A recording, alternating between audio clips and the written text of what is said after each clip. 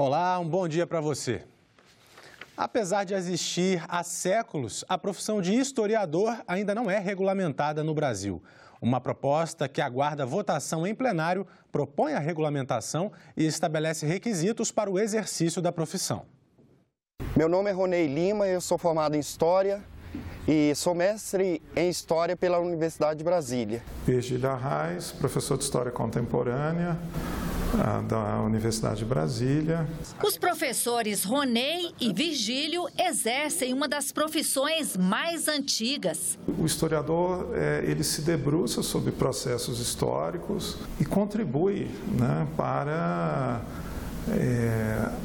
as sociedades, com vistas a entender o quadro social em que elas se inserem, não só do ponto de vista político, mas econômico. Mas a profissão, até hoje, não é regulamentada no Brasil. O historiador, hoje, que atua no mercado de trabalho, ele não tem nenhuma garantia. Ele não precisa estar só em sala de aula, ele pode trabalhar em museus, na produção de filmes, ele pode trabalhar em arquivos.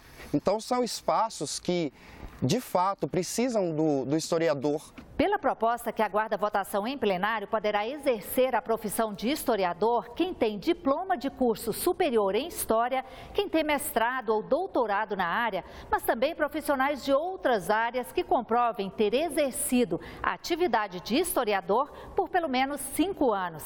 Nesses casos, a pessoa deverá apresentar o registro profissional. Essa ampliação foi uma mudança feita pela Câmara. Em cada cidade do Brasil tem uma pessoa que estudou e escreveu a história daquela cidade. Às vezes até sem ter ido nunca a uma universidade, sem ter feito nem curso, mas é um historiador. Então nós não podemos exigir diploma para quem escreve história, mas devemos sim procurar, para melhorar a qualidade da escola, exigir diploma do professor de história. O projeto estabelece também que as entidades que prestam serviços em história, como museus, deverão manter no quadro historiadores legalmente habilitados. É um pleito antigo desses profissionais que escrevem a história no Brasil e no mundo. Em diversos países essa profissão já é regulamentada. Agora o sonho desses milhares de brasileiros se tornará realidade a partir desse projeto, que aprovei no Senado, foi para a Câmara, volta para o Senado, está pronto para a apreciação no plenário e creio que votaremos ainda nesse semestre. Educação nutricional nas escolas e informações sobre transgênicos nos rótulos dos produtos alimentícios. Esses foram alguns dos assuntos que movimentaram a semana. Vamos ver então, com a jornalista Sheila Assunção, da Agência Senado, os principais fatos que marcaram os últimos dias. Bom dia, Sheila. Bom dia, Tiago. Bom dia a todos que nos assistem. Realmente foi mais uma semana com muitas votações. O principal destaque que trago hoje é para o projeto aprovado na Comissão de Meio Ambiente, que libera os produtores de alimentos de informar ao consumidor sobre a presença de componentes transgênicos até 1% da composição total do produto alimentício. Isso significa que nós não veremos mais os produtos com o símbolo do triângulo amarelo e um T dentro dos rótulos. Mas, Sheila, essa regra já vai virar lei porque se trata aí de um assunto polêmico. Não vai virar lei por agora. O projeto ele é tão polêmico, Tiago, que já passou por 4 comissões. Em 2 ele teve parecer favorável, ou seja, foi aprovado, e em outras 2 o projeto foi rejeitado. Agora o projeto vai passar pela última comissão, que é a Comissão de Defesa do Consumidor, e depois vai para o plenário. Ok, e no plenário, Sheila, o que projeto ou quais projetos você avalia que foram os mais importantes? Olha, o plenário aprovou várias matérias nesta semana que foi até difícil escolher. Mas o primeiro projeto que eu destaco é o PLC 102 de 2017. Esse projeto determina a inclusão da educação alimentar e nutricional nas disciplinas de ciência e biologia para alunos dos ensinos fundamental e médio. Para virar lei, só falta agora a sanção do presidente Temer. Outro projeto importante aprovado no plenário e que impacta na casa de todo mundo é o PLS 51 de 2015. Ele quebra a exclusividade do abastecimento de água, por parte da concessionária pública. O objetivo é permitir o fornecimento de água potável por fontes alternativas, como água de chuva, de reuso e de águas residuais. Mas há várias regras para que isso seja feito com segurança para a nossa saúde. O projeto ainda vai ser analisado pela Câmara dos Deputados. E, Tiago, olha só, eu trouxe algumas fotos da sessão desta quinta-feira que é o dia que comemora nacionalmente o Dia do Índio. A homenagem no plenário foi a pedido do senador Telmário Mota. Essas fotos de hoje e muitas outras podem ser vistas no banco de imagens da Agência Senado, disponível no link que aparece aqui na sua tela. Agora, é importante, né, Sheila, lembrar que as fotos podem ser baixadas gratuitamente, mas se você for publicar, lembre de colocar o nome do fotógrafo e dizer que é da Agência Senado. Tem mais algum destaque, Sheila? Olha, não, por hoje, né, acho que já está bom, a semana foi muito produtiva, não dá para a gente falar tudo aqui. Então, por isso, eu lembro a todos que nos assistem que tudo que acontece no Senado está no nosso portal de notícias. São vídeos, fotos, áudios e textos. Basta acessar senado.leg.br/notícias. Então, até a próxima semana, Tiago. Até a próxima semana, Sheila. A Comissão Mista sobre a Medida Provisória 820 se reuniu ontem para definir medidas de assistência aos imigrantes venezuelanos no país. A audiência pública foi presidida pelo senador Paulo Paim e pela vice-presidente e deputada Bruna Furlan. A MP 820 pretende estabelecer normas emergenciais para os imigrantes aqui no Brasil e é voltada à proteção de estrangeiros que se refugiam no país para escapar de crises humanitárias. É buscar justamente naturalizar o dever de atendimento contínuo àqueles que buscam a acolhida. E isso leva, claro, a coordenação de esforços. Não é somente, senador, aquilo que eu denomino da chamada política band-aid, né? Tem um pequeno, tem um corte, às vezes um corte grande, como o caso, e se coloca um band-aid, é necessário que haja uma solução contínua. Um dos casos prioritários é o da fronteira de Roraima com a Venezuela, conforme explica esse participante do Grupo de Enfrentamento ao Tráfico de Pessoas da Defensoria Pública da União. A DPU vem desde 2016 atuando nessa questão migratória venezuelana, porque na verdade a migração no estado de Roraima ela sempre foi uma realidade, mas o fluxo, esse quantitativo de venezuelanos, ele se intensificou a partir do segundo semestre de 2016. Somente na capital de Roraima, Boa Vista, os venezuelanos abrigados já correspondem a mais de 10% da população, de acordo com a Prefeitura Municipal. Como sujeitos da história da migração e deslocamento narram esse processo. Isso é muito importante para a construção de políticas públicas e para desconstruir tipologias e preconceitos que, porventura, surjam no processo. A diretora do Instituto de Migrações e Direitos Humanos fala da importância da sociedade na ajuda desses migrantes. E hoje, na paróquia da Consolata, em Boa Vista, onde nós temos também a nossa sede, mas junto com a diocese, todos os dias é fornecida jantar para mais de 1.200 migrantes. Só para dizer assim, que a sociedade civil está muito envolvida, muito ciente também do seu papel e quer colaborar não apenas nessas ações emergenciais que são necessárias, são fundamentais, mas também em políticas mais consistentes. Mesmo no país com a maior quantidade de água doce no mundo, nós já convivemos com a escassez. Nas grandes cidades, o racionamento, antes considerado uma possibilidade distante, tornou-se provável ou parte do cotidiano. O que cada um de nós pode fazer pela preservação da água? Acompanhe agora o último episódio da série produzida pela TV Senado.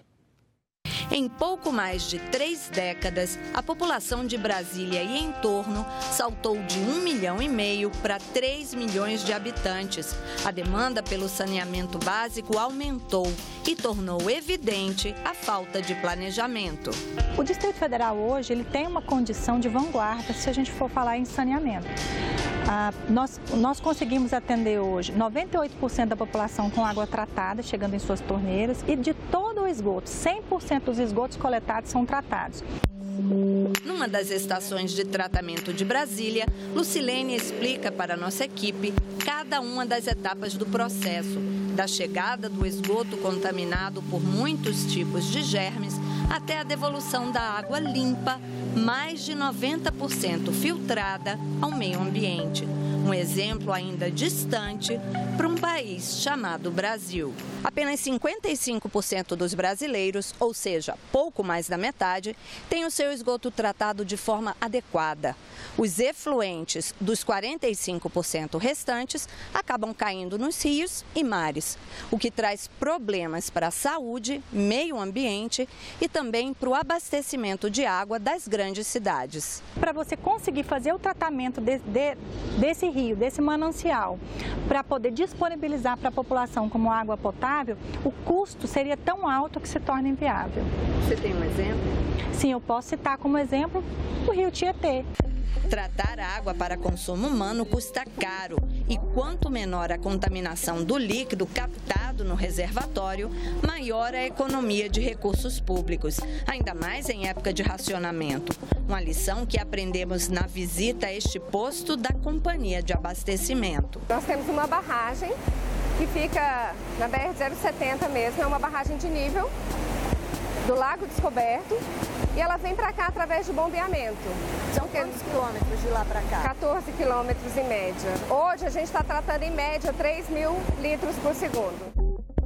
Em janeiro de 2017, pela primeira vez na história, a capital do país teve que conviver com o racionamento. Foi adotado um esquema de rodízio em que cada região, a cada 6 dias, tem um fornecimento de água suspenso.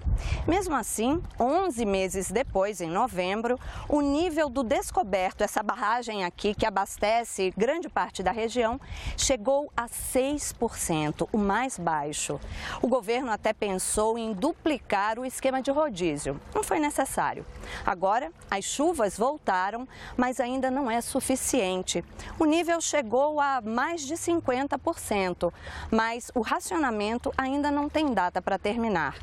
Será que depois de tudo isso, a população mudou de comportamento? Uns gastam a quantia necessária, outros se excede, gasta mais do que pode. É água para molhar a rua, água para limpar a calçada, muita água para limpar carro. Tudo é consumo, né?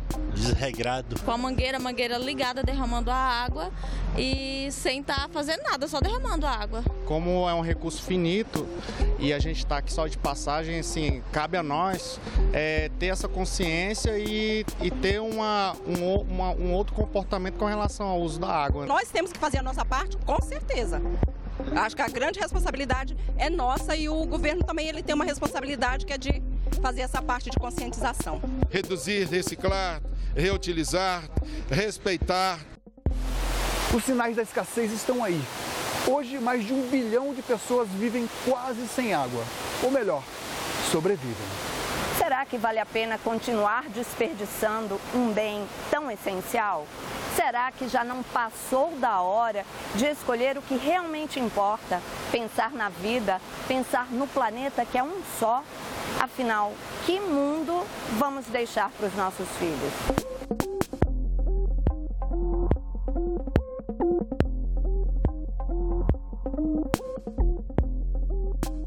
Agora é hora de saber os destaques da edição do Parlamento Brasil, que estreia logo mais às 8 da noite.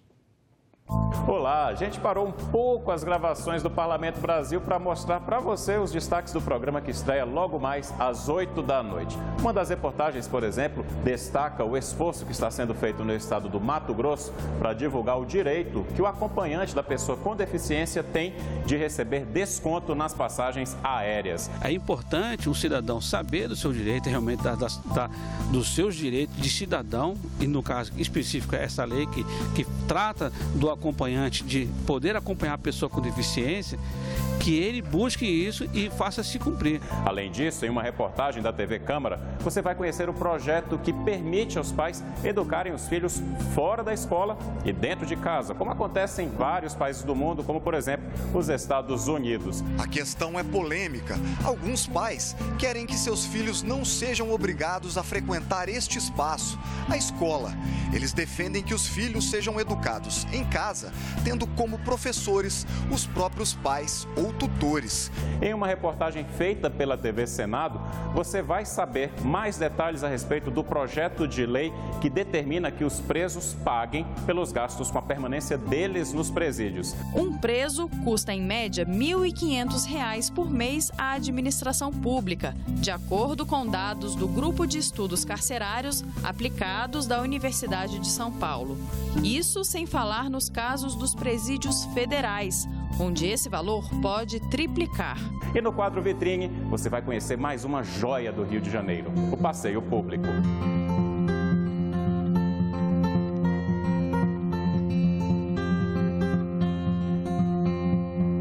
Espremido entre a Lapa e a Cinelândia, aquele que é o primeiro parque público do Brasil e das Américas, ocupa mais de 33 mil metros quadrados. O passeio foi parte importante de um processo de transformação de um Rio de Janeiro com outros ares.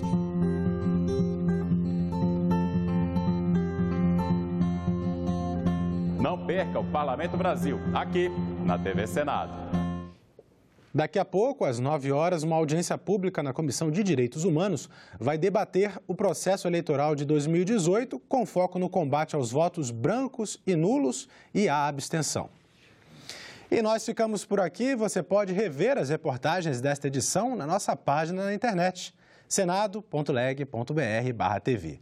A seguir, o programa Argumento. O convidado de hoje é o senador Cássio Cunha Lima, presidente em exercício do Senado, que faz um balanço das votações da semana. Obrigado pela sua companhia e continue sintonizado aqui na TV Senado.